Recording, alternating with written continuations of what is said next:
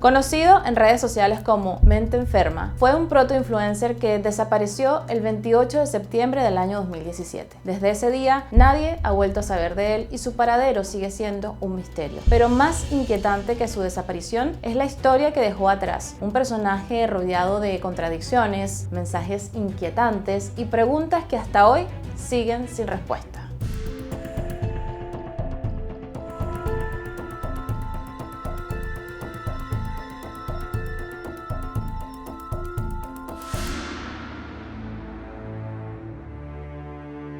Soy Nikki Mystery y hoy abrimos el expediente de Mente Enferma, un caso que ha dejado más preguntas que respuestas. Sebastián Álvarez nació el 26 de julio de 1985 en Quilpué, en la región de Valparaíso, en Chile. Fue criado por sus abuelos en un entorno modesto y tranquilo, muy distinto a la imagen polémica y provocadora que años después mostraría en las redes sociales. Él de niño ocultaba su sexualidad porque tenía miedo al rechazo, al bullying y a la desaprobación social, pero aún así tenía un carácter fuerte que le permitió sobrevivir a esta etapa escolar que fue difícil para él. Y así empezó a destacar como una figura diferente en su entorno, que sin saberlo comenzaba a formar un personaje que más tarde se convertiría en un proto-influencer chileno. Era a mediados de los 2000 cuando la red social Fotolog dominaba Internet como una de las plataformas más populares del mundo entre jóvenes y adolescentes. Incluso en Chile había más de 3 millones de usuarios que estaban registrados en ese momento,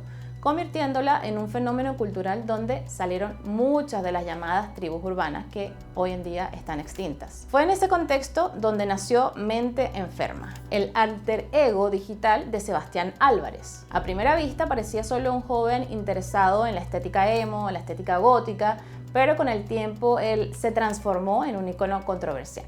Sebastián comenzó a pintarse el pelo, a maquillarse, a usar lentes de contacto y vestirse con un estilo similar al de Marilyn Manson, y publicaba fotografías con textos muy oscuros que funcionaban como una especie de diario público de él, y fue así como su perfil se volvió tan popular hasta llegar a estar entre los 10 más visitados del mundo. Además, en sus publicaciones hablaba abiertamente sobre ser homosexual, sobre la soledad, la incomprensión y su lucha contra la depresión. Y bueno, curiosamente, el nombre de Mente Enferma surgió de una experiencia personal que él tuvo cuando uno de sus médicos, al explicarle a su familia su diagnóstico, que es trastorno límite de la personalidad, les dijo textualmente que Sebastián tenía la mente enferma. Entonces, para entrar un poco en contexto, él era borderline, que borderline significa que es una persona que por carácter él tiene patrones de emociones intensas, tiene comportamientos muy impulsivos y normalmente tiene relaciones inestables. Esta es una condición que en el caso de Sebastián marcaría gran parte de su vida y de su personaje digital. Poco a poco, la popularidad de Sebastián en redes sociales lo llevó a ser invitado a radios juveniles y allí recibió la propuesta de grabar un disco. Fue así como en el año 2006 publicó Personalidad Limítrofe. Tengo un secreto que no puedo contar. ¿Cómo decir que violé las reglas? El primer y único álbum de su autoría. Las letras en sí eran un grito de auxilio, eran canciones cargadas de tristeza, pensamientos suicidas y una profunda depresión que, más que entretener, yo creo que buscaba expresar su dolor interno tal cual como lo había hecho siempre en su perfil de Fotolog. Su música empezó entonces a sonar en las radios y a la par llegaron sus primeros shows en vivo, que esto además lo ayudó a que siguiera sumando seguidores, llegando a ser tan reconocido que muchas personas incluso en la calle salían y le pedían autógrafos. En ese momento él ya se estaba convirtiendo en un fenómeno underground, específicamente para las personas que se sentían identificadas con él. En ese caso serían los emos, los góticos, que sentían el dolor que él transmitía a través de sus canciones. Él pasó de repente entonces de ser el ídolo a ser un villano, porque tras su explosión en redes sociales y su fugaz paso por la música, Sebastián comenzó a mostrar una faceta mucho más polémica y provocadora. Es decir, él tenía ya una actitud que con el tiempo marcaría el inicio de su caída. Así avanzamos en el tiempo y el fenómeno de Mente Enferma se desvaneció junto con Fotolog y el declive de las tribus urbanas. Estamos hablando ya de la época de Facebook, de Twitter. Entonces, en ese momento esas eran las plataformas más populares y Sebastián, bueno, cambió de escenario evidentemente, pero también cambió su personalidad, cambió de personaje, ya que adoptó un tono de conversación mucho más crítica, mucho más agresiva y sin filtros. Entonces, a través de su cuenta en lo que llamamos ahora X, su antiguo Twitter, donde era conocido como Siap por sus iniciales, él comenzó a publicar comentarios ofensivos hacia personas con sobrepeso, personas con discapacidad, y hacía constantemente apologías a la anorexia, una enfermedad que él mismo sufría. Pero este contenido le valió el rechazo masivo y también un cierto morbo que lo mantuvo vigente en el ecosistema digital, es decir, él alcanzó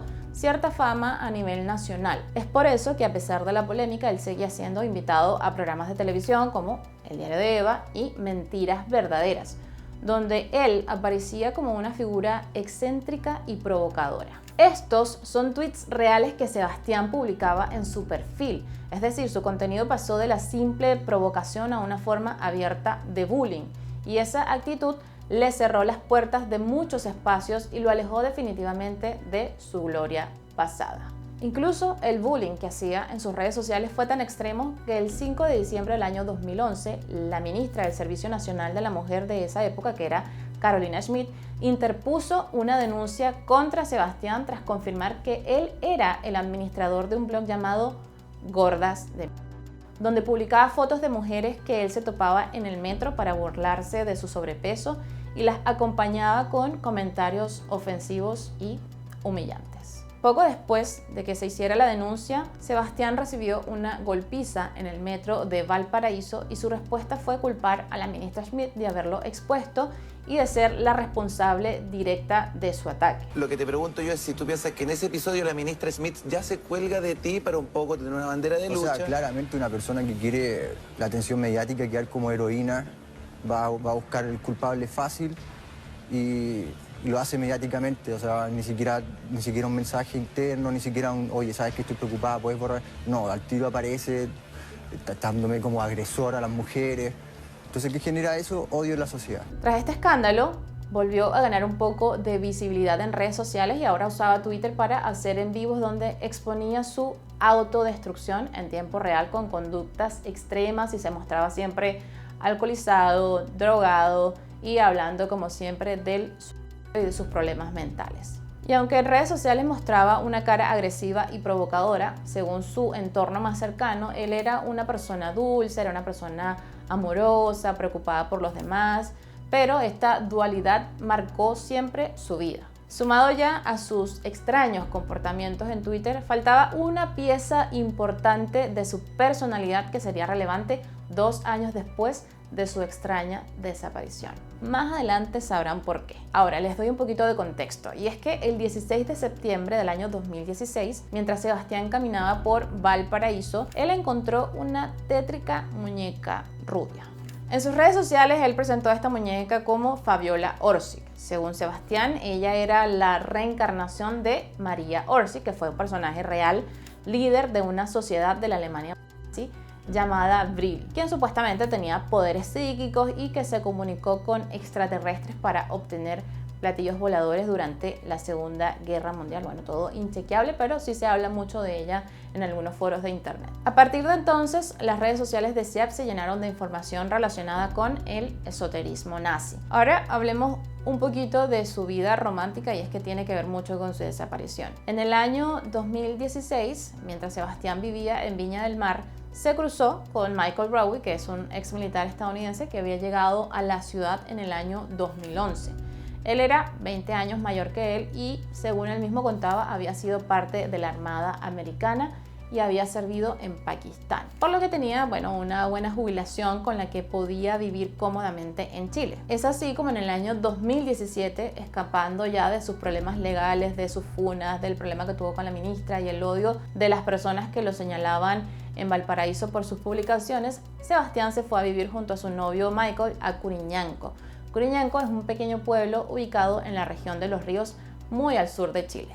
Pero su llegada a este pequeño pueblo la verdad es que tampoco fue recibido muy bien, ya que él había ido varias veces al cementerio de este lugar a profanar las tumbas, se robaba muñecos y peluches de niños que habían sido enterrados en el cementerio del lugar, y que además él iba por las noches a grabar y hacer rituales satánicos. Entonces esto había provocado la indignación de los vecinos, al punto de que uno de ellos, con un arma, lo confrontó y lo amenazó de muerte, pidiéndole que dejara por favor de ir al cementerio a realizar estos extraños rituales. Acabo de tener un incidente con un vecino de Curiñanco que está acá y está llamando a los carabineros porque dice que soy extraño.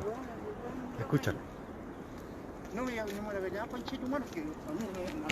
A pesar de todo esto, él logró hacer amigos en el pequeño pueblo y ellos aseguraban que ambos se mostraban felices, que era una pareja normal, una relación maravillosa, y que aunque había sus discusiones, no era nada fuera de lo común. Ahora sí, vamos a hablar del día de la desaparición y cuáles son las versiones de sus amigos, de su pareja y de todos los que lo rodearon en ese día. Todo parte la noche del 27 de septiembre del año 2017. Sebastián había llegado en un estado emocional muy delicado a la casa de una amiga de él que vivía cerca de su casa, y según contaba ella, él estaba desesperado. Él decía que ya no soportaba vivir con Michael, que ya no quería más su relación, que había incluso pensado en quitarse la vida varias veces, pero supuestamente él era demasiado cobarde para hacerlo. Simplemente ya no quería la vida como la tenía en ese momento con Michael, que era un alcohólico de esos que lo único que sabía hacer era tomar vodka desde que despertaba hasta que el sol se ocultaba. Esta amiga cercana y su pareja, bueno, lo contuvieron un rato como pudieron, le hicieron una sesión de Reiki, una sesión de sonoterapia como para tratar de calmarlo, pero realmente nada parecía funcionar. Incluso le ofrecieron quedarse en su casa a dormir para así estar un poquito lejos del gringo, como le decían, y tomarse un tiempo alejado de él, pero Sebastián se negó. Dijo que él realmente no quería llevar la oscuridad al hogar de ella y de su esposo, y decidió irse a su casa. Al día siguiente, es decir, el 28 de septiembre, Sebastián le envió un mensaje a su hermana y a su mejor amiga. A ambas les dijo lo mismo, que no quería seguir viviendo. Ellas, bueno, inmediatamente alarmadas al ver el mensaje, lo llamaron, pero en ese momento ya su teléfono estaba apagado. Y aquí se viene, yo creo que una de las peores partes del caso, y es que pasaron 9 días desde la desaparición de Sebastián para que finalmente Michael decidiera acercarse a la policía de investigaciones y poner finalmente una denuncia por presunta desgracia. Ahora, según su versión, todo esto ocurrió el 28 de septiembre. Aquel día, Sebastián, según relata, habría salido de la cabaña que compartían juntos y se fue camino al bosque de Curiñanco. Él llevaba puesto lo que tenía encima, una mochila, su teléfono celular, y detrás de él lo había seguido Violet, que era la perrita que ambos habían adoptado. Hasta ahí parecía una de las escenas habituales de Sebastián, por lo que Michael decidió no ir a buscarlo. Realmente era algo normal que él, cuando se enojase, saliera de la casa, fuera a dar un paseo y desapareciera un par de horas como para poder calmarse. Sin embargo, los días empezaban a pasar y realmente nadie sabía nada de él. Y fue entonces cuando María José, que es la hermana de Sebastián, estaba muy preocupada por el silencio y empezó a presionar a Michael para que hiciera algo. Pero como no tenía su número de teléfono, le enviaba correos electrónicos pidiéndole que por favor fuese a la policía y que le diera algún tipo de información si sabía algo de su hermano. Lo más llamativo, más allá de mostrarse afectado por la desaparición de Sebastián, Michael parecía estar mucho más molesto con otra cosa, y es que le dijo a María José que Sebastián era un asesino. ¿Por qué? Porque según él le había quitado la vida a su perra. Es decir, lo único que realmente parecía preocuparle era la vida de Violet y no la de su pareja, que era Sebastián. Finalmente, bueno, 3 días después de su desaparición, Michael dijo que Violet regresó sola a casa sin Sebastián, y una vez puesta la denuncia, todo comenzó a volverse más real, no solamente para la familia de Sebastián, sino también para sus seguidores, porque en ese momento aún mantenían sus dudas sobre si era real o no su desaparición. ¿Y cómo no hacerlo si no era la primera vez que Sebastián desaparecía de la nada? Él ya había fingido su muerte en otras ocasiones, es decir, él publicaba mensajes en redes sociales diciéndole que se iba a quitar la vida y luego simplemente dejaba de postear. Había silencio que duraba días, semanas, incluso meses, hasta que volvía como si nada, diciendo muchas veces que todo había sido una broma, que solo quería ver quién reaccionaba o quién iba a extrañarlo realmente. Por eso, cuando Michael contó su versión en las redes sociales y empezaron a hablar de la desaparición de Sebastián, no todos les creyeron al instante. Muchos pensaron que era otro de sus shows, otro de sus juegos macabros para llamar la atención. Pero todo cambió cuando la Policía de Investigaciones, la PDI acá en Chile, emitió el comunicado oficial con el cartel de Sebastián donde mencionaba la ropa que llevaba puesta y donde había sido visto por última vez solicitando algún tipo de información sobre su paradero. La desaparición de Sebastián se dio en ese contexto y una de las últimas personas que lo vio con vida fue Michael Rowe, quien difundió en redes sociales una imagen con un supuesto mensaje de despedida que había escrito en el espejo de la cabaña que compartían. Este mensaje decía: "Me van a extrañar, te amo Mikey, gracias por todo". Además de postear esta imagen en sus redes sociales, Michael añadió el siguiente mensaje, que logró perturbar a alguno de sus seguidores. ¿Qué haces si tu novio quiere suicidarse? Si es joven, intentas detenerlo y ayudarlo. Si tiene 31 años y se autodenomina mente enferma y visita a un psiquiatra todos los días, le dije, hazlo. Pero yo no maté a Sebastián. Yo me pregunto, ¿cómo es posible que alguien se quite la vida y a su vez pueda esconder su propio cuerpo? Y es que luego de la denuncia, evidentemente la PDI fue a buscarlo a la selva boliviana con perros, lo buscaron por aire, por mar, sin ningún tipo de hallazgo ni de evidencia que pudiera dar indicios de dónde estaba Sebastián. Pero según lo que detectaron gracias a su celular, Sebastián recorrió la reserva de Curiñanco y es en un mirador que, según las autoridades, se pierde la señal por completo hasta el día de hoy. Pero su historia no termina ahí. Si llegaste hasta acá, probablemente este caso te atrapó. Suscríbete a mi canal en el botón de acá abajo. Cada semana compartimos casos nuevos. Y es que 2 años después de su desaparición, la historia dio un giro inesperado, porque en su plataforma de SoundCloud, una plataforma digital, donde cualquier persona puede subir música y puede escuchar artistas de forma totalmente gratuita, apareció un audio en la cuenta de Sebastián. Era un audio extraño, un audio críptico que tenía un mensaje en código Morse acompañado de una voz que decía ser Fabiola Orsi. Niemand bleibt hier. This is a message from Fabiola Orsic.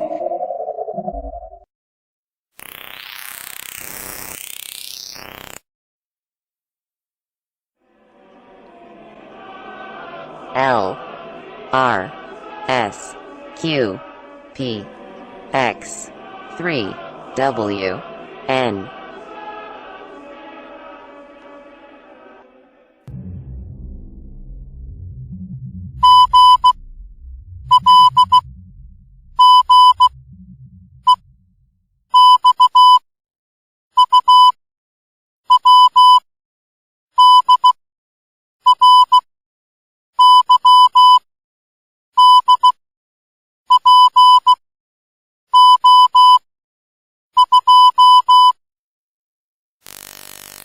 Al final de ese audio se escuchaba claramente un nuevo mensaje en código Morse y recordemos que Sebastián tenía muchos seguidores en redes sociales y algunos estaban obsesionados con este caso, por lo que en Twitter intentaron descifrarlo buscando una respuesta a su desaparición. Es así como una usuaria de Twitter descubrió que el mensaje se traducía en una combinación de letras y que al introducirla en Instagram, 2 cuentas activas coincidían con ese nombre de usuario. Ambas tenían contenido publicado hasta que alcanzaron 88 seguidores, entonces, como si alguien estuviera monitoreando todo, fueron puestas en privado. Esto es el código Morse que estaba dentro del audio que se encontró en el perfil de SoundCloud. Aquí las teorías empezaron a multiplicarse, es decir, estaba Sebastián haciendo un juego mental desde la oscuridad, era todo una broma de mal gusto, o había realmente algo más oscuro escondiéndose detrás de su obsesión con los nazis, con los rituales y con los extraterrestres. Hasta hoy nadie lo sabe. Meses después de su publicación, este audio fue borrado y realmente no hay certeza de si la policía investigó